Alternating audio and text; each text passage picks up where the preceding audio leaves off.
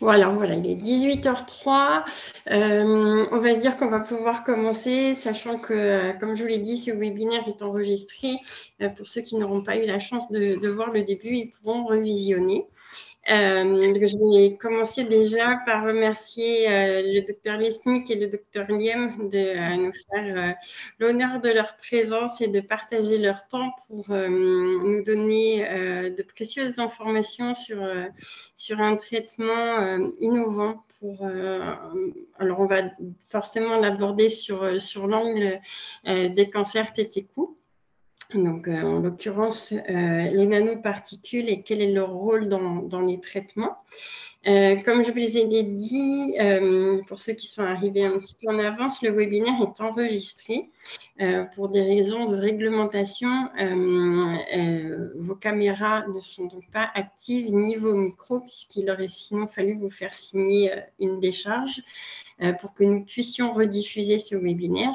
Néanmoins, vous pouvez poser vos questions sur l'icône, en utilisant l'icône discuter. Vous avez accès au chat. Donc, l'icône, elle est en bas de l'écran. Je le rappellerai au moment des questions. N'hésitez pas à nous faire part de vos interrogations, de vos remarques. On est à votre écoute. L'idée, c'est de vous transmettre les informations qui vous seront utiles. Je laisse maintenant la parole à nos soignants pour présenter.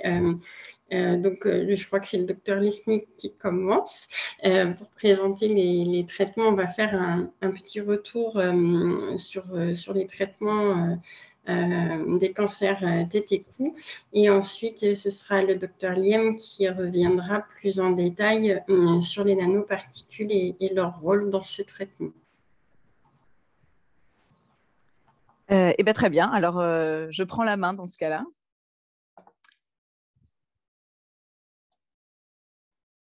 Est-ce que vous voyez bien donc le diaporama parcours de soins des patients touchés par un cancer tête et cou? C'est tout à fait visible, docteur Lesnick. Très bien, merci. Alors, c'est parti. Donc, bonjour à tous. Je suis Maria Lesnick et je travaille à l'Institut Curie. Et donc, je suis ORL, donc chirurgienne. Alors, hop, juste... Voilà. Donc, je vous fais de rapides rappels anatomiques sur qu'est-ce qu'on considère où se développent les cancers tête et cou. Alors, ici, vous voyez un schéma, deux schémas anatomiques, un peu plus réalistes que l'autre, qui montrent les différentes zones qui peuvent être touchées par un cancer. On voit que c'est un visage de profil avec ici le nez, les lèvres, puis ici l'intérieur de la zone qui s'appelle la cavité buccale avec la langue, le palais, le voile du palais. En arrière de cette zone-là, la zone qu'on appelle l'oropharynx, qui contient les amygdales, donc celles qu'on enlève chez les enfants, mais qui peuvent être une zone chez les adultes où peuvent se trouver des cancers dits de l'oropharynx, qu'on appelle aussi communément les cancers de la gorge. Quand on descend plus bas, on a les deux tuyaux, un tuyau pour avaler qui s'appelle d'abord l'hypopharynx, et puis qui se transforme en œsophage, cet œsophage qui permet d'acheminer la nourriture jusqu'à l'estomac. En avant de ce tuyau pour avaler, il y a le tuyau pour respirer. D'abord le larynx qui contient les cordes vocales et puis qui se poursuit par la trachée et ensuite qui amène l'air vers les bronches et les poumons. Au-dessus de la cavité buccale, il y a les fosses nasales et les sinus. Ce sont des zones qui sont moins touchées par des cancers ORL. Néanmoins, ça existe. Donc, les cancers de la tête et du cou peuvent aussi toucher les fosses nasales et les sinus. Mais c'est vrai que le plus fréquent, c'est quand même la cavité buccale, l'oropharynx, et puis dans une moindre mesure, l'hypopharynx et le larynx. Donc, quand on reçoit un patient à la première consultation, ce patient, il nous est fréquemment adressé par un collègue ORL de ville, ou bien un médecin généraliste. En général, c'est parce qu'il y a déjà une suspicion qu'il se passe quelque chose qui pourrait être quelque chose de cancéreux. Donc, quand on voit le patient, il y a déjà toute une histoire, parfois déjà des examens complémentaires, mais on reprend quand même l'anamnèse, c'est-à-dire que c'est tout ce qu'on va demander, les questions qu'on va poser au patient, qui vont concerner évidemment ses antécédents médicaux, ses antécédents de chirurgie d'ordre général, On va aussi lui demander les traitements qu'il prend, son poids, sa taille, mais on va poser des questions sur les facteurs de risque plus spécifiques que je vais développer sur une des slides suivantes. Les antécédents, est-ce qu'ils ont déjà été soignés pour un cancer de la tête et du cou, ou bien est-ce qu'ils ont une notion qu'il y a eu quelque chose qui était une lésion précancéreuse, quelque chose où on a utilisé les mots précancéreux, dysplasie, ou bien qu'il y a eu des anomalies qui ont été déjà enlevées, éventuellement biopsiées. Et puis, évidemment, on s'intéresse au métier du patient et à ses problèmes sociaux éventuels, parce qu'on sait très bien que quand on a un cancer, quelle que soit la localisation de ce cancer, la prise en charge de celui-ci va devoir prendre en compte les problèmes existants et les problèmes potentiellement à venir qui peuvent être d'ordre social au sens très général. Et puis, évidemment, en consultation, on examine le patient. Donc, on l'examine partout sur la tête et le cou. On regarde dans la bouche, on regarde dans la gorge, on touche aussi, on palpe. Donc, on va toucher le cou à la recherche de ganglions. On va toucher aussi dans toutes les zones accessibles sans être gênante ou douloureuse pour le patient. Donc, dans la bouche, parfois, on peut toucher un petit peu la gorge. Évidemment, on ne va pas aller plus loin que ce qui est toléré par le patient et accepté par le patient. Et puis, on va réaliser ce qui s'appelle une nasofibroscopie, c'est-à-dire qu'on passe une petite caméra par une des deux narines pour aller regarder, alors, soit dans les fosses nasales, si c'est l'endroit qui doit être particulièrement analysé, soit on traverse juste les fosses nasales pour aller ensuite regarder par l'arrière la gorge, et on peut voir comme ça les cordes vocales, la zone que j'ai décrite tout à l'heure, le larynx, l'hypopharynx, et puis tous les petits replis potentiellement non examinables juste quand on regarde par la bouche du patient. Donc ça, cette nasofibroscopie, elle est faite en consultation. Il n'est pas nécessaire de faire d'anesthésie pour ça. Et puis, on examine rapidement le patient. Déjà, on regarde. Si, par exemple, on dirait qu'il est dénutri, on a l'impression qu'il a perdu beaucoup de poids, ça fait partie des éléments qui sont très importants. À l'issue de cette première consultation, le patient, en général, repart avec un certain nombre d'ordonnances ou de convocations pour des examens complémentaires. Il peut y avoir des examens d'imagerie que je détaillerai ensuite. Et puis, on programme d'emblée une endoscopie sous anesthésie générale que je vais vous détailler un peu plus sur une slide suivante. Tout ça pour récupérer tous les éléments nécessaires à la réunion de concertation pluridisciplinaire que je vous détaillerai aussi sur une slide suivante. Donc, les facteurs de risque des cancers de la tête et du cou sont principalement le tabac et l'alcool. Les cancers dus au papillomavirus sont en augmentation. Le papillomavirus est historiquement bien connu pour son implication dans les cancers du col de l'utérus, donc qui touchaient les femmes. 100% des cols de l'utérus sont dus au papillomavirus. En revanche, maintenant, il est depuis de nombreuses années repéré dans les cancers de la gorge, de l'oropharynx, et il est en augmentation croissante, lente mais sûre.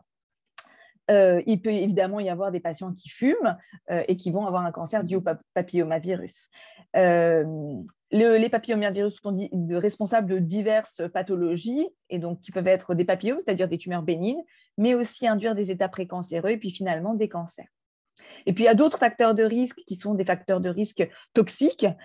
Donc, certains qui sont reliés au tabagisme, la chicha, par exemple, qui est très toxique, la consommation de marijuana fumée, et puis d'autres toxiques qui sont un peu moins fréquents en France. La panendoscopie, c'est donc cet examen qui se réalise sous anesthésie générale. On est complètement endormi pendant 5, 10, 15 minutes, le temps nécessaire pour le chirurgien ORL ou maxillofacial en fonction du centre, pour qu'il puisse bien examiner sans faire mal au patient, c'est-à-dire pouvoir aller palper, y compris dans des zones qu'on ne peut pas palper quand le patient est réveillé, pour bien appréhender la taille de la lésion, de la tumeur qu'on suspecte être cancéreuse, et puis surtout de réaliser une biopsie, c'est-à-dire prendre un petit fragment de cette tumeur pour pouvoir l'analyser et confirmer la suspicion, le fait qu'il s'agit de quelque chose de cancéreux. Et donc, pour quelques localisations très spécifiques, cet examen n'est pas indispensable, mais en grande majorité, on le réalise pour les patients avec une suspicion de cancer de la tête et du cou. Et puis, je vous ai parlé déjà des autres examens à faire, qui sont des examens d'ordre radiologique, c'est-à-dire qu'on va demander aux patients en général de réaliser un scanner et très souvent une IRM. Pourquoi on fait les deux? Parce que chacun de ces examens ne nous apporte pas c'est pas les mêmes informations qu'on a. Le scanner, par exemple, permet de très bien voir l'os, de bien voir les vaisseaux sanguins, et puis l'IRM va nous permettre de voir les parties molles. Ici, vous avez des exemples d'images avec, vous voyez ici la mâchoire d'un patient. Ici, on voit qu'il y a un problème, et puis on peut appréhender l'étendue du problème sur l'IRM. Ici, c'est une image, donc ça, c'est un scanner à gauche. Au milieu, une IRM. On peut voir au niveau des tissus mous, c'est-à-dire des parties grasses, des parties musculaires, de voir comment ce cancer se développe, et ça nous permet de mieux prévoir le traitement et la chirurgie à faire. Et puis maintenant, on demande le plus souvent un examen qui s'appelle un PET scanner, qui est un examen un peu particulier qui permet de voir les zones qui consomment anormalement du sucre, qui ont besoin de beaucoup d'énergie pour se développer. Et donc, il y a des zones du corps, comme on peut le voir sur la petite miniature, comme le cerveau qui consomme naturellement du sucre, on en a besoin en permanence, mais des zones aussi qui anormalement consomment du sucre, alors que là, par exemple, la mâchoire ne devrait pas consommer du sucre puisque le patient est au repos et qu'il n'a pas de sucre dans la bouche en train d'être mastiqué, digéré et radioactif. Voilà. Et puis, on fait le bilan de l'état général, c'est-à-dire que, comme je vous l'ai dit, c'est très important de prendre en compte les différents aspects du patient au-delà de son problème tumoral. Tous ces éléments, une fois qu'ils sont réunis, qu'on a une confirmation de la biopsie, on discute du dossier du patient, et dans certains centres, parfois, ça se fait en présence du patient. Alors, le patient n'est pas là pendant la discussion, mais il n'est pas loin et il est examiné parfois pendant cette réunion-là. Donc, c'est une réunion de concertation pluridisciplinaire. Pluridisciplinaire, ça veut dire qu'il y a différents corps de métier impliqués dans la prise en charge du cancer. Donc là, ici, tête et cou, mais c'est pareil dans toutes les spécialités qui prennent en charge les cancers. Donc, chirurgiens, radiothérapeutes, oncologues, radiologues, les anatomopathologistes, c'est-à-dire ceux qui regardent les lames au microscope, qui regardent les prélèvements, les biopsies au microscope. Et puis, on va, en fonction de tout ce qu'on a, tous les éléments qu'on a, consulter, alors dans notre tête, parce qu'on connaît tout ça plutôt par cœur, les référentiels de traitement. Quels sont le traitement de référence pour la lésion qu'on a en face de nous, et puis éventuellement décider des avis médicaux spécifiques. Est-ce qu'il faut que le patient voit le cardiologue, le gériatre, l'addictologue, en fonction des divers problèmes autres qu'il peut avoir. Et tout ça nous permet de nous amener à la consultation d'annonce, c'est-à-dire aller discuter avec le patient de la proposition thérapeutique qu'on lui fait. Alors évidemment, cette proposition thérapeutique, il y a le côté carcinologique, c'est-à-dire il faut enlever le cancer, il faut traiter le cancer et le traiter bien afin de guérir le patient si on est dans une situation où c'est possible. Et puis dans la tête et le cou, on est dans une zone où on parle, on mange, il y a l'aspect esthétique qui rentre en compte, et donc il y a toute cette histoire de fonction qui est très importante. Au niveau du côlon, par exemple, on peut jusqu'à une certaine mesure enlever de l'intestin sans que ça ait d'impact majeur pour le patient. En ORL, très rapidement, ça peut avoir un impact sur la fonction. Donc, la chirurgie est quand même assez fortement positionnée comme un des traitements principaux des traitements, du parcours de traitement. Mais évidemment, parfois, il est nécessaire de réaliser une radiothérapie, soit après une chirurgie, soit une radiothérapie seule, soit une radiothérapie associée à de la chimiothérapie. Et puis, on fait également dans différentes lignes de traitement de l'immunothérapie. Actuellement, en ORL, ça n'est pas validé comme étant un traitement initial. Dans les centres où il y a des essais cliniques qui sont ouverts, on peut proposer aux patients, que ce soit au début de sa prise en charge ou au cours de sa prise en charge, s'il y a une récidive ou une évolution métastatique, on peut lui proposer de participer à un essai clinique. Et donc ça, c'est des choses qui sont très encadrées ça dépend vraiment du cas précis du patient, et c'est le médecin qui va proposer cette participation à l'essai clinique. Et évidemment, la décision thérapeutique va être en fonction, comme je vous l'ai dit, de la tumeur, en fonction de sa localisation, de ses extensions, de son type, car le type principal dans les cancers de la tête et du cou, c'est le carcinome épidermoïde, mais il y a d'autres types de cancers qui sont moins fréquents. Évidemment, du terrain, c'est-à-dire quel est déjà, sans ce cancer-là, le pronostic du patient. Parfois, il y a des patients qui ont d'autres pathologies très graves. Et puis, il y a la question du traitement optimal, de ces alternatives, évidemment du choix du patient, parce qu'on n'oublie jamais que c'est une maladie qui touche un patient, un individu, avec aussi ses problématiques personnelles. Au-delà de ses problèmes de santé en général, il y a aussi son individualité. Voilà, donc après, je vous parlerai des techniques d'injection, puisqu'on va vous parler des nanoparticules, et je passe la parole à mon collègue. Donc, je vais arrêter. Merci, docteur Lesnick, pour ce rappel. Alors, on est nombreux à connaître ce parcours de soins, mais c'est bien de resituer les étapes et ça va permettre de donner du sens à ce que le docteur Diem va nous dire au sujet des nanoparticules. Mais merci beaucoup. Alors, je vais partager mon écran. Et moi, j'arrête. Voilà. Super, merci.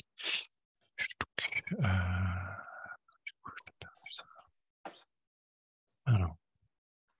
Ah non, c'est l'inverse que je dois faire. Attendez.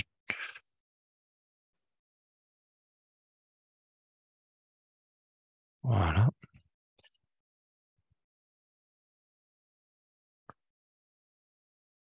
Normalement, c'est bon. Est-ce que ça va de votre côté? C'est tout bon. On est bon? Parfait. Bon. On est bon. Je reprends donc à la suite du docteur Lesnick, puis je remercie moi aussi l'association Corasso et l'ensemble des personnes qui se sont connectées, de s'être connectées, d'avoir organisé tout ça. C'est vraiment super sympa. Et pouvoir voilà, avoir une discussion en direct dans un contexte qui est vraiment inhabituel, moi je trouve ça vraiment chouette. Donc les cancers ORL en France, le cancer ORL, c'est pas le cas le plus fréquent, mais ça occupe quand même une bonne partie de nos activités parce que c'est des cancers qui sont avec un enjeu important sur le plan, comme l'a dit le docteur Lesnick, de la fonctionnalité, mais aussi bien sûr de la guérison. Hein. C'est pas des cancers, ça fait partie du point de vue de l'INCa encore des maladies qui sont plutôt de pronostic dégradé. Donc c'est pas un simple cancer de la peau ou un cancer du sein dont le pronostic est très bon, même si c'est compliqué d'avoir un cancer du sein, hein, je ne dis pas le contraire, mais qui a quand même un bon pronostic, ou un cancer de prostate qui a très bon pronostic. Donc du coup, ça reste une pathologie intéressante sur le plan de la complexité de sa prise en charge, mais aussi intéressante sur le plan de la diversité de ses localisations et de la diversité des patients auxquels on fait affaire. Donc 16 000 nouveaux cas par an, un sexe ratio assez fort, 4 hommes pour une femme. Donc ça, c'est des éléments historiques liés aux consommations de tabac et d'alcool. La consommation de tabac augmentant chez la femme, on s'attend à une augmentation de l'incidence, donc des nouveaux cas annuels de cancer ORL, malheureusement.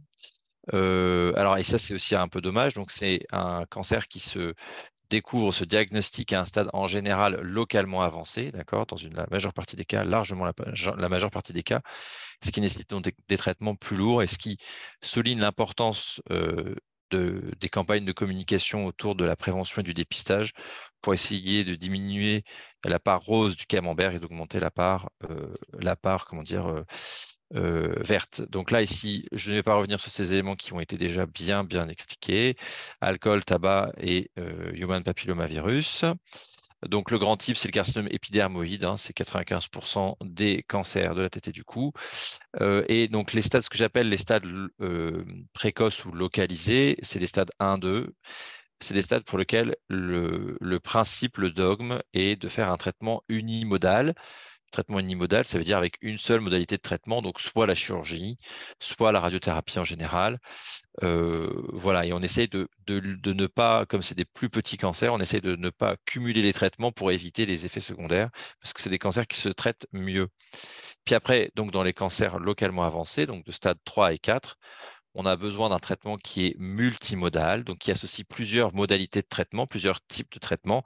La chirurgie, la radiothérapie, la chimiothérapie en sont les 3 piliers principaux et on espère dans les années qui viennent avoir de nouvelles armes thérapeutiques pour augmenter le taux de guérison. Alors, le traitement multimodal, donc en général, c'est l'association de chirurgie et de radiothérapie, par exemple dans les cancers de la cavité orale, donc la partie antérieure, la bouche, la langue, la mandibule, comme les exemples qui ont été donnés, c'est plutôt la chirurgie suivie de radiothérapie qui est en pole position. Pour d'autres types de cancers, le fond de la gorge, l'hypopharynx, certains cancers de l'oropharynx, certains cancers du larynx, par exemple, on va plutôt partir sur des associations de radiothérapie et de chimiothérapie.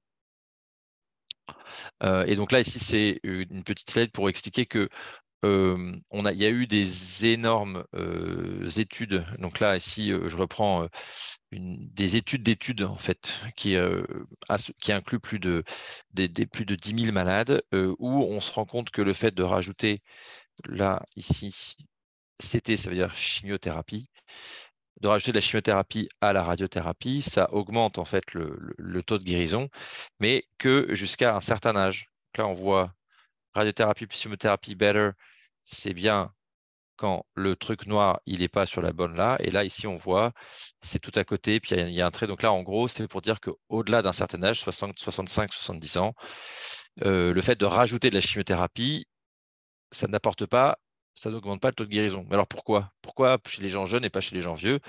Bah, probablement que les gens âgés, donc de plus de 70 ans, ils ont des comorbidités, ils ont des antécédents, ce qui fait qu'ils ont un traitement qui sont plus fragiles. Et donc, du coup, comme ils ont un traitement qui a plus d'effets secondaires parce qu'ils sont plus fragiles, ils ont tendance à moins bénéficier, à entre guillemets, moins pouvoir encaisser avec des guillemets les traitements. Et donc, on ne peut pas leur faire autant de traitements parce que sinon, ils ont un risque que ça ne fonctionne pas, parce que soit on a dégradé la qualité du traitement qui était donné pour qu'ils puissent le supporter, soit il y a eu des effets secondaires qui ont généré des complications, qui ont généré des événements qui ont interrompu le traitement, et le traitement étant interrompu, bah, ils n'ont pas un bon devenir.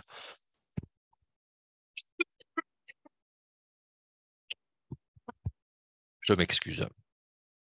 Et donc, du coup, c'est là ici l'élément important. Et donc, du coup, la radiothérapie, bon, rapidos, hein, voilà, j'ai mis quelques mots qui font classouille. Radiolyse de l'eau, donc quand les rayons incidents arrivent dans un milieu aqueux, ils vont aller déposer de l'énergie au niveau ici des électrons qui sont dans le milieu. Ils vont réagir avec l'eau, qui vont créer des radicaux libres via une interaction avec l'oxygène, ce qui va aller faire des dommages au niveau de l'ADN, fait des dommages autour d'eux, mais principalement au niveau de l'ADN. Donc ça, c'est la phase qui est purement physique. Puis il y a une phase biologique où la cellule ne sait pas réparer les dommages liés à l'ADN, et donc on va avoir ce qu'on appelle des cassures double brin qui vont casser l'ADN. Et principalement, on a une action qui est indirecte, ça veut dire qu'il y a une interaction avec n'importe quel atome dans la matière qui va interagir avec l'oxygène et l'eau et qui va aller créer des cassures au niveau de l'ADN. Donc ça, c'est les différents types de cassures, sachant que les plus importantes, donc c'est ce qu'on appelle les cassures double brin, voilà, c'est joli, c'est des cassures sur les deux brins de l'ADN. L'ADN, c'est bien sûr l'élément important qui permet aux cellules de fonctionner parce que c'est le plan qui est utilisé en permanence. C'est le disque dur en fait de la cellule qui est utilisé en permanence pour pouvoir refaire ses protéines et donc pouvoir fonctionner. Donc si ce plan est faux et qu'il est raturé et que ça ne va pas du tout, et ben, la cellule ne fonctionne plus et donc potentiellement elle meurt. Donc pour les cellules tumorales, ça crée de l'efficacité. Et donc l'important au niveau de la radiothérapie, c'est donc de pouvoir déposer de la dose dans les cellules tumorales, tout en évitant de déposer ou en déposant le moins de doses possible au niveau des tissus sains pour éviter les effets secondaires pendant le traitement et les séquelles à long terme. Et donc, du coup, le NTBXR3, pardon, j'ai fait une erreur, je vais me faire taper dessus. Donc, ça va augmenter le dépôt de dose localement. En fait, c'est l'intérêt physique du truc, c'est que ça va rajouter des atomes avec lesquels les rayons vont interagir. Parce que c'est comment dire, c'est une matière qui est dense, d'accord, et donc il y a beaucoup plus d'atomes que dans le milieu aqueux, et donc du coup, ça permet d'augmenter le dépôt de dose localement. Et donc, si c'est mis uniquement dans la tumeur, eh ben, il y aura plus de doses dans la tumeur, entre guillemets, biologique, pas physique, parce qu'on prescrit toujours la même chose, et ce qui arrive dans le malade et reste identique, mais biologiquement, à l'intérieur, il y a une différence. Donc, docteur Liem, le NBTXR3, c'est un exemple de nanoparticules, c'est bien ça. Exactement, merci beaucoup. Donc, c'est un exemple de nanoparticules. Il y en a d'autres, on s'est focalisé sur le MBTXR3 parce que c'est ce qui est le mieux décrit, c'est ce qui est le mieux décrit dans les cancers de la tête et du cou. Du coup, on s'est un peu focalisé là-dessus, il est vrai. Et donc, du coup, là, je vous donne voilà, une petite courbe pour dire que là, ici, la courbe en bleu, bah, c'est quand il n'y a rien. Donc, ça, c'est voilà. On a fait grandir des cellules dans une boîte de pétri et puis voilà, des cellules cancéreuses dans une boîte de pétri, et puis ça donne ça. Et là, ici, on voit que quand on rajoute le MBTXR3 avec de la radiothérapie, ça c'est un truc qui veut dire qu'on ajoute de la radiothérapie, ben, on voit qu'il y a moins de cellules qui survivent. Du coup, c'est intéressant. Alors, il y a quelques données cliniques qui existent déjà. Hein. C'est un développement qui est plutôt ancien, enfin pas ancien, qui est encore récent, mais il y a beaucoup de choses qui sont en train d'être travaillées dessus. Et dans un premier temps, le modèle qui a été fait, c'est le modèle des sarcomes des membres, parce que comme c'est des sarcomes qui nécessitent une opération, dans tous les cas, c'était intéressant pour pouvoir analyser ce qui se passait. Donc là, je me rends compte que je me suis gouré. Voilà, c'est ça, c'est bien comme ça. Donc, il y a eu un essai randomisé. Un essai randomisé, je vais en reparler plusieurs fois. Le mot randomisé, c'est un essai, une étude où on a tiré au sort entre soit une radiothérapie avec une certaine dose, avec l'injection de R3, et une radiothérapie sans injection de R3. Et en fait, la randomisation, ça veut dire que c'est un tirage au sort. Donc, ce n'est pas le médecin, ce n'est pas le patient qui décide, c'est un tirage au sort pour éviter les biais de sélection. Pour dire, ben voilà, on met les jeunes dans le groupe test, donc dans ce groupe-là, et on met les vieux dans ce groupe-là, et on se rend compte que bah, tiens, les jeunes, ils vont mieux que les vieux. Du coup, on a une étude à ce moment-là qui est biaisée. Donc, pour éviter ces biais, on fait un tirage au sort. Et dans cette étude-là, il y avait donc une injection suivie de la radiothérapie, une radiothérapie sans injection, et on regardait la chirurgie. Et en fait, après, on analysait la pièce opératoire. Enfin, les équipes qui ont fait ces études ont analysé la pièce opératoire et se sont rendus compte, donc ça, c'est l'information importante, qu'il y avait plus de maladies qui avaient disparu complètement, ce qu'on appelle la réponse pathologique complète, c'est-à-dire qu'à l'analyse au niveau de la pathologie, donc le médecin qui regarde les lames au microscope, il n'y avait plus de tumeurs, du coup c'est bien. Et donc du coup, il y en avait 2 fois plus dans le groupe nanoparticules. Et il y avait plus de résections larges, c'est-à-dire avec des marges de sécurité qui étaient plus grandes. Du coup, ça sous-entend quand même quelque part un plus grand dépôt de dose, une plus grande efficacité. Donc là, ici, ça a permis pour ce traitement-là d'avoir une autorisation européenne. Donc c'est un élément important parce qu'on voit que ça permet localement au niveau de la radiothérapie, c'est un beau modèle qui montre que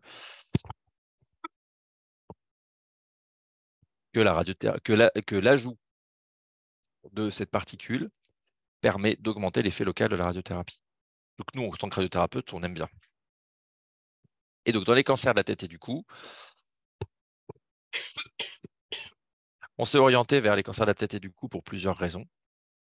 La première, c'est celle de dire que on peut injecter directement, c'est-à-dire que en collaboration avec nos confrères chirurgiens, sous anesthésie générale, le docteur Lesnick va en reparler, mais on peut aller accéder et donc on peut déposer cette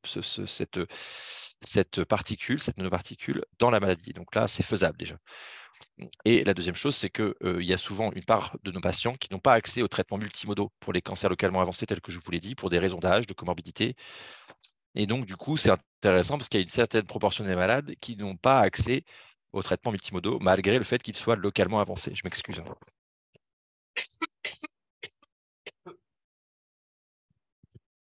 Donc, il y a une première étude qu'on appelle une étude de phase 1. Donc, dans la nomenclature des études cliniques, il y a d'abord les études de phase 1, qui est l'étude qu'on injecte pour la première fois sur un petit nombre de malades, qui a eu comme objectif de trouver la bonne dose à injecter dans la tumeur, de regarder la faisabilité de l'injection, de l'organisation des services et tout ça, chez les patients porteurs de maladies localement avancées, donc de 65 ans et plus, qui n'étaient pas métastatiques et qui n'avaient pas accès aux traitements standards qu'ils devraient avoir accès s'ils étaient en super forme, à type de radiochimiothérapie pour des problèmes médicaux, des problèmes autres. Le patient, il est diabétique, il a une bronchite chronique parce qu'il a beaucoup fumé, du coup, il a une bouteille d'oxygène où il a du mal à monter ses escaliers, ou alors il a des problèmes cardiaques. Bon, bah, lui faire de la chimiothérapie, c'est peut-être pas la meilleure des idées parce que la chimiothérapie, ça aide, mais ça permet pas de. Si la chimiothérapie se complique, on perd l'efficacité de la chimiothérapie. Du coup, on n'en fait pas, ça paraît trop risqué. Donc, mais on retombe sur des stratégies thérapeutiques qui sont unimodales et donc qui nous apparaissent comme moins efficaces.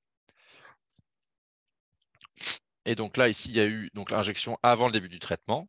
Donc une seule injection. Donc sur le plan de l'intellectuel, de la logique, de la modification de la prise en charge, c'est pas énorme. Et après, on suivait le malade, on faisait son traitement classique et on suivait le malade. Et en fait, sur le résultat, donc c'est des résultats qui ont été publiés.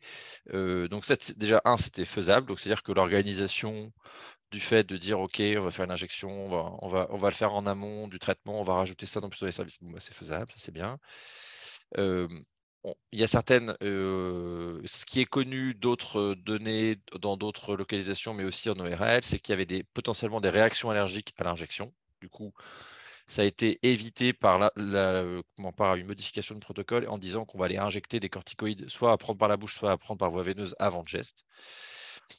Et on avait des petits signaux, enfin, on a des histoires de malades qui nous paraissent intéressantes, avec des maladies qui ont des réponses inhabituelles, mais dans le bon sens. Et donc, du coup, ce n'est pas des résultats qui sont suffisamment robustes pour pouvoir conclure. Et donc, du coup, on était en attente sur l'efficacité. Et ça, c'est normal, d'accord? C'est quand on fait une phase 1, l'objectif, ce n'est pas de vérifier l'efficacité, c'est de regarder si c'est pas toxique et faisable. Donc, du coup, ça, c'est bon. Mais donc, on doit faire une étude pour vérifier l'efficacité. Et une étude comme ça, c'est l'étude suivante, c'est l'étude actuelle qui s'appelle NanoRay, qui est une étude qui prend à peu près la même population de cancer localement avancé chez les malades soit de plus de 75 ans, soit de plus de 65 ans, mais qui n'ont pas accès à la chimiothérapie, qui ne sont pas des indications opératoires, bien entendu, et pour lesquels on va, s'ils acceptent de participer à l'étude, tirer au sort entre l'injection de R3 plus la radiothérapie à la dose classique, plus ou moins cetuximab, ça c'est une thérapie ciblée en plus, je vous passe les détails, et versus le bras, ce qu'on appelle le bras standard, le bras témoin, qui est la radiothérapie à la même dose, forcément, plus ou moins l'injection de cetuximab. Et donc, du coup, ça, c'est un tirage au sort. Encore une fois, le tirage au sort permet d'éviter les biais de sélection. C'est-à-dire qu'on ne va pas mettre que des gens de 65 ans et des gens dans le bras test et dans le bras R3 et des gens de 90 ans dans le bras radiothérapie, parce que là, bien entendu, l'étude elle sera positive, mais pas parce qu'on a de l'efficacité. Et donc, du coup, ce tirage au sort, ça permet de gommer ce genre de biais. Et donc, voilà, ça, c'est une étude qui est en cours, qu'on est en train d'inclure. Ce n'est pas évident d'inclure pour des raisons, parce que ça fait beaucoup de choses à expliquer aux malades. C'est des consultations assez longues. Mais c'est intéressant et on a des trucs qui se passent qui nous paraissent très intéressants. Donc, on a, vous le sentez là, intellectuellement, il y a de l'intérêt. Donc, ça, c'est la carte des centres qui sont ouverts en France. Alors, on va en reparler tout à l'heure, mais voilà, c'est une possibilité de traitement, c'est une option en plus, mais clairement, c'est pas l'idée, c'est d'en discuter.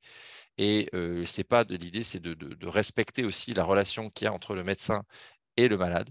Et nous, on vient pour donner un avis, pour dire est-ce que c'est faisable, est-ce que c'est pas faisable. Moi, j'ai mon père qui est malade, il a un cancer de la cavité orale, il peut se faire opérer, tous les jours il se fait opérer. Hein. Je vais pas parce que je participe à cette étude-là, lui dire de venir dans mon centre et de faire injecter. Parce que en fait, c'est pas le standard of care. Et on n'a pas, en termes de solidité scientifique, on n'est pas sûr que ce soit la même chose. Donc du coup, c'est un traitement qui est proposé uniquement dans un contexte qui est vraiment très particulier. Mais je pense qu'on va en reparler après. Voilà, je vous remercie pour votre attention et j'espère que nous aurons plein de questions tout à l'heure. Merci, Dr Liam. Donc là, on est rentré un peu plus dans le sujet de façon plus dense. Si je fais un petit résumé avant de repasser la parole au Dr Lesnick, et surtout, vous me corrigez si je fais une erreur. Donc, en fait, les nanoparticules, elles ont un intérêt parce qu'elles elles renforcent l'activité des rayons sur le tissu tumoral.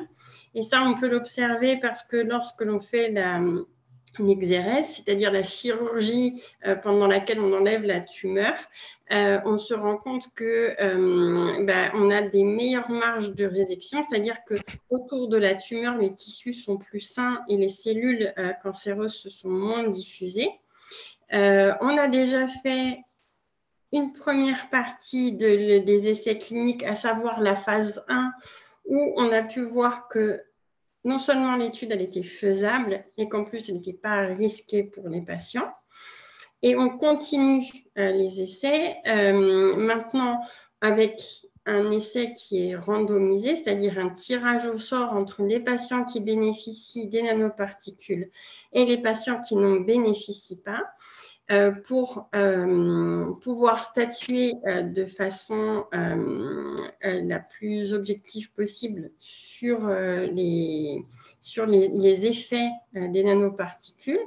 Et on vise plutôt un public âgé, donc plus de 75 ans ou plus de 65 ans avec des facteurs de risque, en tout cas des comorbidités, comme on dit, parce qu'on estime que c'est patients chez lesquels on ne peut pas faire 2 traitements concomitants, à savoir et la chirurgie et la radiothérapie. En tout cas, on évite parce qu'on estime que sinon, ils ont moins de chances, ils ont plus d'effets secondaires et plus de difficultés à les surmonter. Donc, c'est pour ça que dans l'immédiat, on favorise ces patients-là. C'est bien ça? Oui, tout à fait. L'élément, c'est que l'histoire il y a plus de réponses, il y a plus comment dire, de réponses de la radiothérapie analysées à l'opération. C'était dans le cas d'une étude spécifique qui n'était pas dans les cancers de la tête et du cou, mais était dans un autre type de cancer, qui est un cancer qui arrive souvent dans les muscles et donc souvent dans les membres, parce que c'est là où il y a le plus de muscles. Et donc là, ici, on a mis en évidence, c'était une autre maladie en fait, d'accord? C'était ce qu'on appelle les sarcomes des membres. Et ça, c'était pas peut-être très clair, mais donc en fait, dans ce premier type de cancer, on a fait cette étude-là. Quand on fait une étude pour un produit, on le fait type de cancer par type de cancer. C'est-à-dire qu'on ne peut pas faire une étude euh, pour les cancers du poumon et appliquer les résultats pour les cancers du côlon. Il faut faire la même étude. Voilà. On teste un médicament dans les cancers du côlon, bah, il marche, ok, très bien, bah, il marche dans les cancers du côlon. Si on veut voir s'il marche dans les cancers du poumon, bah, il faut qu'on le reteste dans les cancers du poumon. Du coup, là, c'est un peu la même chose. On l'a testé dans ces maladies des membres, dans ces cancers des membres. Et avant de voir si ça fonctionne dans d'autres types de cancers, bah, il faut refaire les études et c'est ce qui est en cours pour les cancers de la tête et du cou. Et donc après, le côté ça marche parce que ça augmente le dépôt de dose, donc ça augmente l'effet des rayons localement. Ça, c'est la théorie. D'accord. C'est quelque chose qui est très, pour le coup, préclinique, ça veut dire que ça a été testé en laboratoire sur des boîtes de pétri avec des cellules qui ont été cultivées et qui ont grandi et qui ont été irradiées. Enfin, bref. Donc, c'est sur des boîtes de pétri, c'est-à-dire des trucs en verre, quoi, avec des cultures cellulaires. C'est pas dans les humains. Et donc, du coup, entre un truc en verre et un être humain, il y a quand même des grandes différences, là. Donc, du coup, il faut vérifier chez l'être humain que, en effet, ça marche bien. Et donc, c'est ce qui est en cours. Et la raison, en effet, après, tout ce que vous avez dit après, c'est tout à fait juste. Il y a certains malades qui n'ont pas accès aux traitements plus lourds parce que pour leur comorbidité, on se dit qu'avoir une prise en charge trop lourde, bah, en fait, ils vont avoir des complications. Ce qui fait qu'on va faire un mauvais traitement parce que le traitement va s'interrompre en raison de complications, par exemple. Et donc, du coup, on leur propose, à la place de leur proposer chirurgie, radiothérapie ou radiothérapie, chimiothérapie, eh ben, on va leur proposer que de la radiothérapie. Et dans ce contexte-là, avec les etc., à ce moment-là, potentiellement, il y a notre histoire. Eh ben, merci, c'est très clair. Docteur Lesnick, je vous repasse le micro pour la partie injection et peut-être une réaction à cet échange. Oui, je voulais juste, effectivement, j'avais levé la main pour rebondir sur l'histoire qu'on n'opère pas actuellement sur la tête et le cou après l'injection de nanoparticules. C'était vraiment dans le cadre du traitement sur les sarcomes. Donc, je voulais juste réinsister là-dessus. C'est-à-dire que sur les études déjà en cours et qui ont été terminées pour les nanoparticules en ORL, il n'y a pas eu de chirurgie après l'injection de nanoparticules et radiothérapie. Ça n'a pas été une étude faite en ORL. Et deuxième chose, je voulais juste rebondir sur le terme bénéficier, c'est-à-dire un bras qui bénéficie et l'autre bras qui ne bénéficie pas. J'y tiens beaucoup parce qu'on est dans le cadre d'une étude. Et donc, en fait, même si on croit fort que les nanoparticules sont un bénéfice, on ne peut pas encore l'affirmer comme ça. Oui, d'abord, ça serait éventuellement mentir peut-être potentiellement aux patients ou donner trop d'espoir sur quelque chose. Et même si on est convaincu, en tout cas quelque part, si on est là aujourd'hui pour en parler, c'est aussi parce qu'on pense que c'est un plus et que c'est quelque chose qui serait bénéfique. Voilà. Oui, donc, il y a un bras avec nanoparticules et un bras sans nanoparticules, mais voilà, je me permets de réinsister là-dessus. Je rejoins complètement le docteur Lesnick et elle a bien raison elle a bien raison de préciser ça là. J'ai peut-être pas été assez clair en effet. Désolé. Merci docteur Lesnick pour cette précision. C'est vrai qu'entre patients, on a souvent tendance à parler de bénéfices parce que les essais cliniques sont pour nous porteurs d'espoir. Mais effectivement, comme vous le rappelez, justement, ça reste des essais cliniques et avec toutes leurs preuves à faire. Exactement, et on sait que par le passé, il y a déjà eu des études où il y avait des résultats très encourageants, et puis finalement, l'étude finale n'a pas montré de bénéfice à un traitement ou à un autre. Donc, c'est pour ça qu'il faut pas oublier de rester prudent aussi là-dessus. C'est vrai, c'est même très fréquent. C'est même assez fréquent, malheureusement. Bon, alors moi, je vais vous, du coup, vous préciser un peu la technique d'injection. Je vais repartager mon écran. Partage d'écran, l'écran 2. Voilà, je le partage.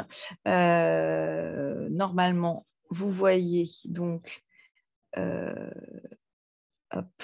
l'écran avec écrit technique d'injection. Est-ce que c'est bien pour vous? Vous voyez l'écran avec technique d'injection? C'est tout oui, bon. Ok, très bien. Donc, comment se fait l'injection? L'injection se fait avant de débuter la radiothérapie. Il n'y a pas d'injection de nanoparticules si on ne fait pas de radiothérapie. Les nanoparticules en tant que telles n'apportent rien, en tout cas pas celle-ci. Donc, il faut injecter avant la radiothérapie afin d'augmenter l'efficacité de la radiothérapie elle-même.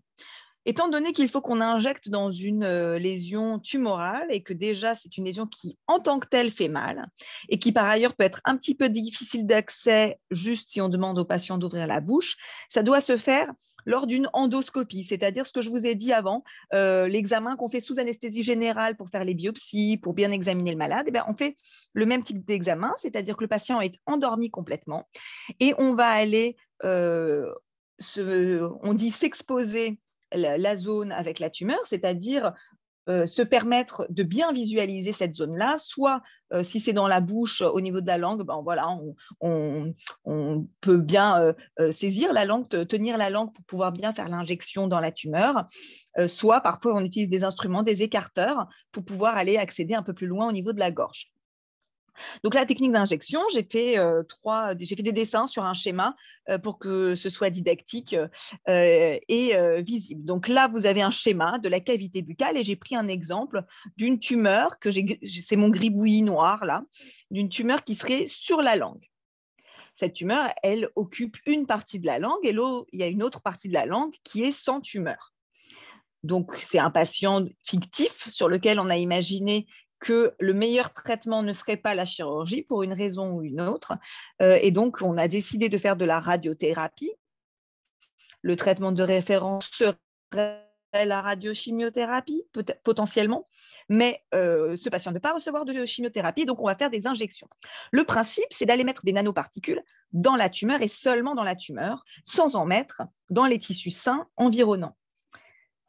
Donc, on va aller avec une aiguille très fine, on va aller déposer des nanoparticules, donc elles sont dans une seringue, on a une aiguille très fine, et on va faire déposer en ligne, d'abord dans un sens, donc là, je vous ai dessiné un sens, puis dans un autre sens, parfois dans un troisième sens, pour occuper les 3 plans de l'espace, une sorte de volume, des nanoparticules. Donc, ça nécessite de piquer dans la tumeur avec l'aiguille. C'est pour ça que c'est important d'être endormi aussi, parce qu'évidemment, c'est une piqûre dans une zone très sensible. Et le but, c'est donc effectivement de faire un maillage et d'essayer de répartir le plus uniformément possible les nanoparticules dans la tumeur et seulement dans la tumeur. Et c'est ce qui va permettre, quand la radiothérapie va être faite, le radiothérapeute va refaire un scanner.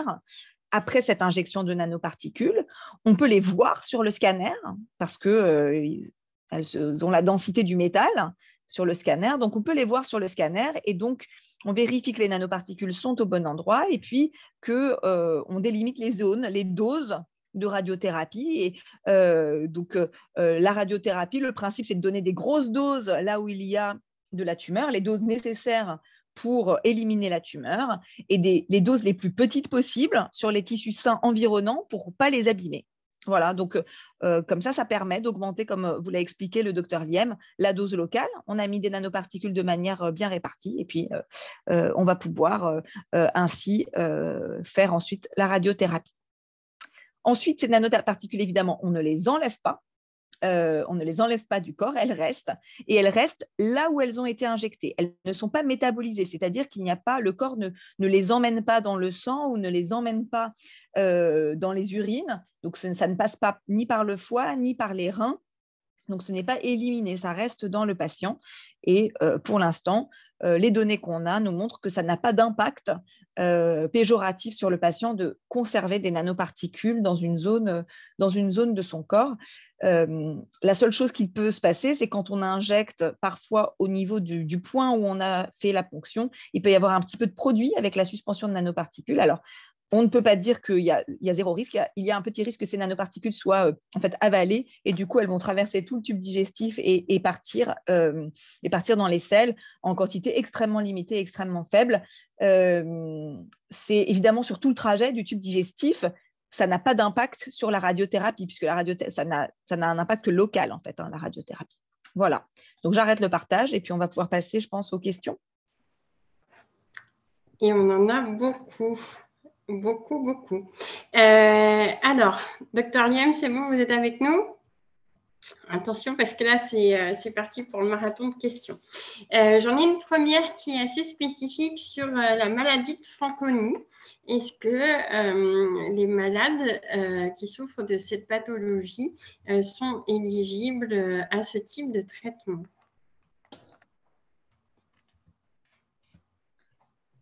Alors, pas à ma connaissance. Et en fait, la maladie de Fanconi touchant des personnes jeunes, de toute façon, elle ne serait pas incluable.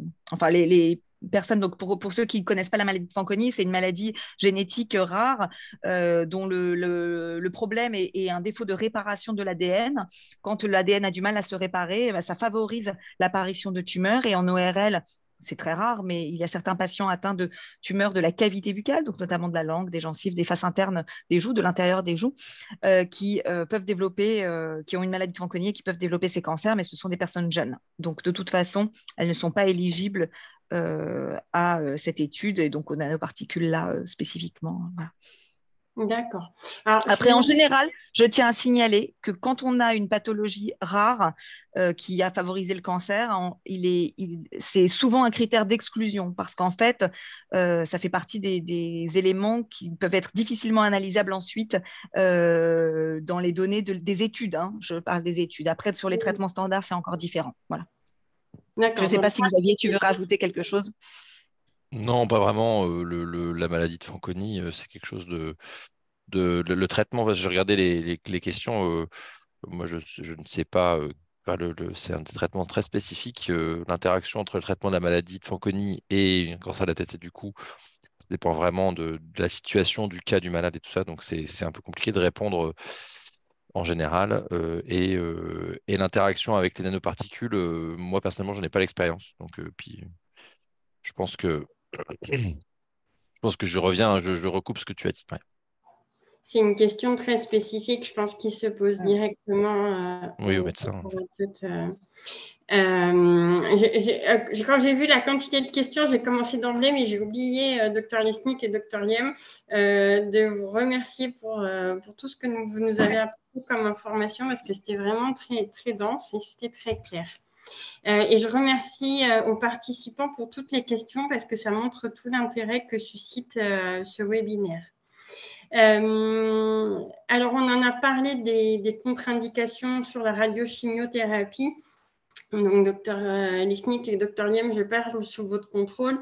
On a bien dit qu'en fait, on évitait la radiochimiothérapie selon des cas de comorbidité et selon l'âge des patients. Est-ce que vous avez des exemples précis de contre-indications ou est-ce que c'est très large c'est assez large, hein. C'est assez large, ça peut être un problème de rein, un problème cardiaque. L'âge du patient au-delà de 70 ans, en général, on ne fait pas de chimiothérapie avec la radiothérapie. Voilà. Je ne sais pas si Xavier, tu veux rajouter autre chose. Ça dépend ça dépend aussi des habitudes locales. Il y a des médecins chimiothérapeutes qu'on appelle les oncologues médicaux qui peuvent moduler un peu les contre-indications. Voilà, ça dépend les trois grandes choses, c'est les nerfs, le fait d'avoir des douleurs dans les nerfs, dans les jambes, des problèmes de reins, de fonction rénale, les problèmes de cœur, donc d'insuffisance cardiaque.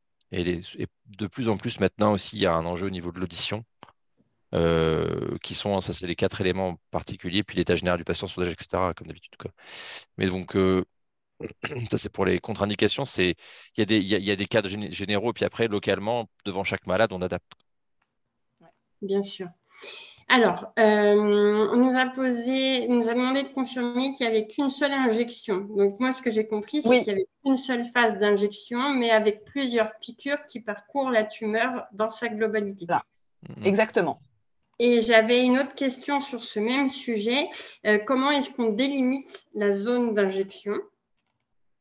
Alors, en fait, la zone d'injection, elle est délimitée par d'abord la clinique, c'est-à-dire qu'on voit la tumeur, voilà, on l'appréhende, et puis par ce qu'on a vu sur le scanner, c'est-à-dire que l'injecteur, qui est toujours un chirurgien, en très grande majorité des cas, un chirurgien, vu qu'on le fait pendant le geste sous anesthésie générale, va combiner et ce qu'il a vu sur les examens radiologiques et ce qu'il voit cliniquement pour pouvoir injecter au mieux. Voilà.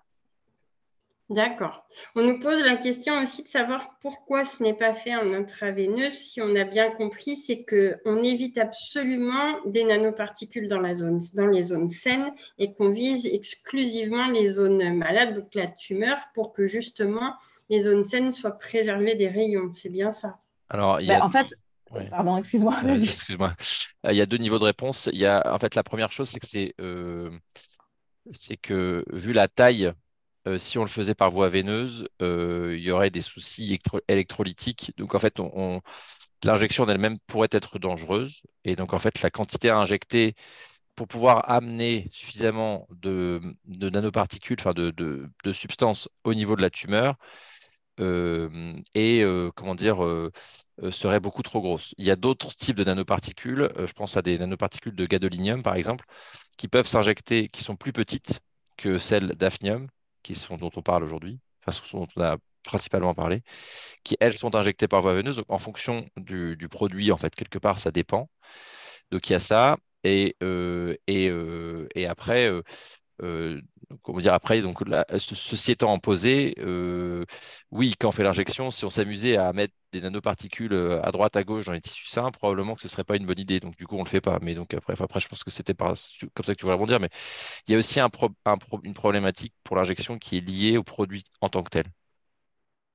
Oui, le fait que l'objectif là du produit, c'est localement d'améliorer l'efficacité de la radiothérapie. Donc, et vraiment, c'est à une échelle toute petite. Donc, le but, c'est que les effets ne soient que sur la tumeur et pas du tout sur les tissus environnants. Et je vois une question sur l'impact sur la toxicité. En fait, le but, c'est que la toxicité sur la tumeur soit augmentée, mais pas sur le reste, en fait. Voilà. Ouais, c'est ça. Et c'est si on a, a priori, on se dit que si on n'a pas ailleurs, il n'y aura pas d'effets secondaires en plus, de séquelles en plus. C'est un produit qui est inerte en fait. Du coup, il n'a pas d'interaction en dehors du moment où il est injecté, où ça gonfle un petit peu parce qu'on a rajouté un peu de liquide. Il n'y a pas d'interaction avec ce qui se passe dans le corps, un peu comme une prothèse de hanche, quoi, on va dire. Donc en fait, c'est pour ça que c'est intéressant. C'est un des arguments forts pour dire oui, c'est intéressant. Ouais. C'est un peu comme certains d'entre nous, patients qui ont des reconstructions avec des prothèses en titane. Ouais. On a du titane dans le visage, mais en fait, c'est complètement inerte et nos tissus n'interagissent Pas trop. Après, on verra le meilleur moyen d'avoir l'information sur est-ce qu'il y a des effets secondaires aigus ou tardifs en plus liés à cette intervention, c'est l'étude actuelle. Parce qu'en fait, on pourra comparer par rapport à un groupe de malades qui est sensiblement identique, mais qui n'a pas reçu un bras témoin. Donc, en fait, au jour d'aujourd'hui, on n'a pas la formulation qu'on utilise en général, c'est on n'a pas de signal pour dire qu'il y a des effets secondaires surajoutés. Mais encore une fois, prudence. Il faut terminer les études randomisées, enfin les études comparatives. Il y a seulement ça qui nous donne l'information. Et parfois, quand on a une étude sur 50 ou 100 malades, on ne voit rien. Mais quand on fait une étude sur 700 malades, bah, comme on augmente le nombre de malades qui sont exposés, et ben, en fait, on se rend compte qu'un effet secondaire qui est arrivé à un malade sur 150, mais qui est gravissime, bah, il peut nous faire remettre en cause l'ensemble du process. Et donc, c'est pour ça que c'est important qu'il faut quand même, qu'il faut pas on ne doit pas affirmé avec trop d'aplomb, je pense. Hein. Puis je recoupe un peu ce que le docteur Lesnick disait tout à l'heure. Donc, on avance tranquillement, on fait les choses et on verra à la fin quand on aura fini l'étude. Et pour rebondir sur une des questions que j'ai vues dans le chat, l'étude, elle sera finie quand elle sera finie.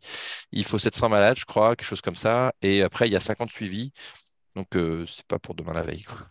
Oui, donc l'étude, elle est encore prévue pour durer au moins 5 ans. Chaque malade doit être suivi 5 ans. Donc, il faut, je sais pas, c'est une étude internationale, donc ça avance assez vite. Mais donc, il y a beaucoup de monde qui travaille dessus. Mais il faut inclure tous les malades. Et après, quand le dernier malade a fini tout son traitement, à ce moment-là, il faut encore attendre 5 ans. Puis après, quand on a fini ça, il faut encore analyser tout ça, les données. Et puis après, on peut communiquer sur le temps. Donc, voilà. Mais après, c'est le temps de la recherche. Hein. Enfin, je veux dire, c'est long, c'est sûr. C'est frustrant, je pense, parce qu'en fait, on se dit, si c'est tellement bien que ça, allons-y gaiement, quoi.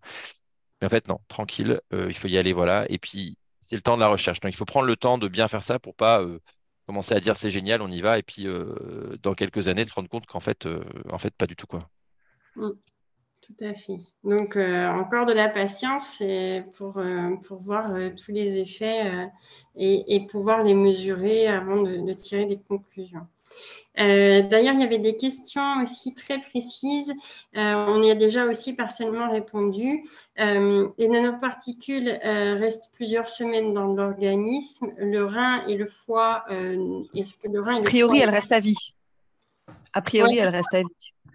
Et donc, elles ne sont pas filtrées et pas éliminées, sauf si, comme on disait tout à l'heure, elles sont avalées et auquel cas elles sont éliminées. Au moment de l'injection, voilà. Dans l'étude de phase 1, il y a eu des tests pour voir justement quelle était l'évolution dans le sang avec des prises de sang très régulières. Et on s'est rendu compte que le moment de l'injection, il y avait un pic, et puis après, ça disparaissait. Et puis, il ne se passait rien.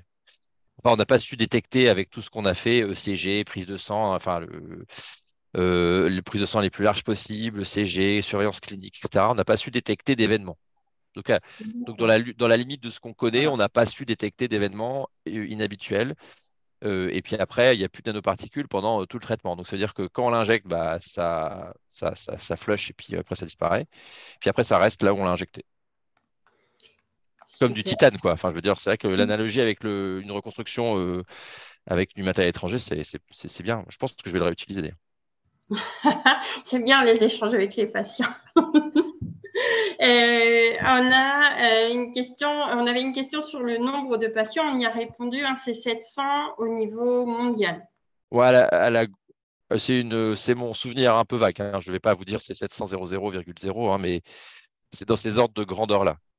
D'accord, on va être tolérant sur la précision quand même. Alors, j'avais une question qui avait, à mon sens, aussi déjà trouvé réponse, mais peut-être la repréciser. Quand il n'y a plus de radiothérapie possible, parce que peut-être il y en a déjà une précédemment, on a vu sur les boîtes de pétri, donc sur l'expérimentation in vitro, c'est-à-dire en laboratoire, que sur une de vos courbes, je crois, il y avait... l'évolution des cellules tumorales avec les nanoparticules. Est-ce que sur l'humain, on envisage l'injection de nanoparticules sans la radiothérapie? Alors, pas celle-ci en tout cas. Oui, parce que celles-ci n'ont d'intérêt que parce qu'elles augmentent l'effet de la radiothérapie. Puis la courbe, il y avait un petit décalage dans la courbe, mais ce n'était pas significatif. Après, la courbe, elle remontait. Hein, donc, l'ajout simplement de nanoparticules seules, a priori, n'a pas d'effet, quoi. D'accord. Alors ça, c'était toutes les questions pendant la présentation et maintenant, il y a toutes les questions qui sont arrivées au cours de notre échange. Est-ce que Dr Liam, est-ce que Dr Lesnick, vous avez encore quelques minutes pour qu'on essaie de parcourir toutes ces questions? Alors, on nous demande aussi, est-ce qu'il y a un impact, un intérêt de l'utilisation des nanoparticules sur les effets secondaires tels que la mucite, par exemple?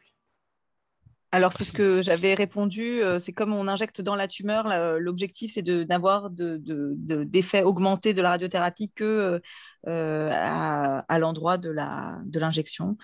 Et donc d'épargner les tissus environnants, sachant que quand on est dans la cavité buccale, de toute façon, les tissus environnants reçoivent des grosses doses et des doses qui induisent des mucites au moins aiguës pendant la radiothérapie. Donc, ça ne diminue pas la mucite, ça ne semble pas l'augmenter. D'accord. Et combien de temps l'injection est faite avant les rayons? Est-ce qu'il y a un délai particulier à respecter? On le fait dans le mois, voilà, dans le mois D'accord. précédent. En fait, il y a une sorte de rétro-planning qui se met en place à partir du moment où on a inclus le patient dans l'étude. Et donc, on détermine une date de début de la radiothérapie et on programme tout en rétro-planning. Et tout ça se passe dans l'espace de 4 semaines. D'accord. Alors là, on revient sur la nature chimique des nanoparticules. Alors pour moi, ça a été évoqué, mais peut-être que ça a besoin d'être précisé. Docteur Liem, vous en aviez parlé dans votre présentation. Alors en fait, c'est un minéral qui est extrait. Alors ça, moi, je ne sais pas comment parce que je ne suis pas mineur, mais donc il est extrait, puis après il est transformé par l'entreprise qui fournit le matériel, enfin qui fournit le produit. Il est transformé en un truc qui s'appelle l'oxyde d'hafnium et qui est encapsulé de telle manière à ce que à la fin on puisse le produire et que ça devienne un liquide. Voilà. Après, voilà, j'avoue que je ne participe pas à cette partie du développement de ce produit. Donc, voilà, je ne me sens pas en compétence absolue sur le sujet. Voilà, c'est un truc qui est extrait. C'est probablement une terre rare, je dirais. Ce n'est pas produit par un cyclotron ou quelque chose comme ça. C'est transformé pour pouvoir devenir ce qu'on injecte dans le patient. Donc, c'est du métal, on l'a bien dit. Ouais, Et voilà, c'est ça, un truc métal. c'est 10-9 en termes de taille. Donc, on est en deçà du micron. C'est Oui, vraiment, c'est encore. vraiment infime, quoi. En fait, par rapport à. Entre guillemets, c'est une grosse nanoparticule, mais tout ce qui est nano est très petit. Après, c'est ce qui permet en fait d'avoir de quand c'est injecté, de pénétrer dans la cellule et puis et de pénétrer dans le noyau. Donc ça a un intérêt quand même que ce soit tout petit comme ça. Mais a priori, au-delà de ça, c'est un métallique quelque part. C'est des concrétions d'atomes qui sont inertes. Donc il n'y a pas beaucoup de réactions chimiques qui se passent autour de ça. C'est vrai que le terme nanoparticule, ça fait un peu peur, quoi, parce qu'on voit souvent dans les médias, ah oui, pollution en nanoparticules, ça, tout ça. Euh, Là, ici, c'est quelque chose qui est quand même, et je pense pour cette raison-là d'ailleurs, extrêmement contrôlé. Enfin, moi, mon ressenti pour travailler là-dedans et puis pour travailler dans d'autres, dans des nouveaux médicaments, par exemple, ou des nouvelles techniques de radiothérapie, c'est que là, ici, la sécurité autour de ce produit-là est renforcée, en fait. Enfin, parce que je pense qu'il y a une inquiétude autour du terme nanoparticule. Et donc, en fait, les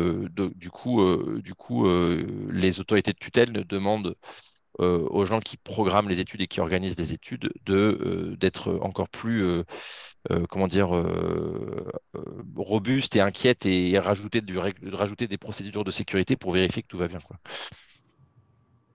Ce qui est une bonne chose, d'ailleurs. Ce qui est une bonne chose d'ailleurs. Moi, j'avais fait le parallèle pour illustrer. Les nanoparticules, c'est aussi petit que est grande la distance entre la Terre et la Lune ou la Terre et le Soleil, je crois. C'était dans cet ordre de grandeur en opposition de distance. Donc, l'essai la recherche est mondiale, effectivement, je le redis. On nous demande globalement, est-ce que les patients et leurs familles sont plutôt réceptifs aux propositions de l'essai ou plutôt dans l'interrogation, inquiets et dans quelle proportion? Je ne sais pas si vous avez des réponses à ces questions qui sont quand même très précises. Maria, tu prends en première? Ouais, je peux prendre. Donc, nous, à Curie, on avait inclus principalement dans la phase précédente de l'essai et dans la mesure où le traitement, on n'enlevait pas un traitement qu'on connaît efficace, mais on essaye d'améliorer un traitement qui est un traitement qui est un peu moins bien que le traitement qui serait le traitement le plus efficace. C'est-à-dire le traitement le plus efficace, par exemple, pour la qualité buccale, en général, c'est la chirurgie et plus ou moins suivie de radiothérapie, ou pour d'autres localisations, c'est la radiochimiothérapie, par exemple. Donc là, on a expliqué que c'est des patients qui ne sont pas éligibles à la chimiothérapie, et donc on sait que la radiothérapie est moins efficace dans ces cas-là. Et donc, vu qu'on essaie d'améliorer les choses avec les nanoparticules, souvent les patients sont plutôt partants. Et puis évidemment, là, on est dans une étude de phase 3, ça veut dire qu'il y a un risque de ne pas avoir, il y a un risque de ne pas pouvoir bénéficier, c'est comme on l'avait dit, non, voilà, de ne pas pouvoir avoir le bras de l'étude en fait. Hein, voilà, donc c'est vraiment important. Et on a une question en conclusion. C'est un procédé qui sera éventuellement dispensé dans une dizaine d'années. Voilà, éventuellement, en fonction des réponses, des réponses que vont apporter les essais cliniques, et, sauf à justement correspondre au profil qui permet d'être inclus dans l'essai clinique. C'est à peu près ça. En fait, j'ai vu la question. Euh, en fait, moi, je ne sais pas répondre à cette question parce qu'en fait, je sais pas le futur là. Si l'essai est négatif, ça sera jamais disponible.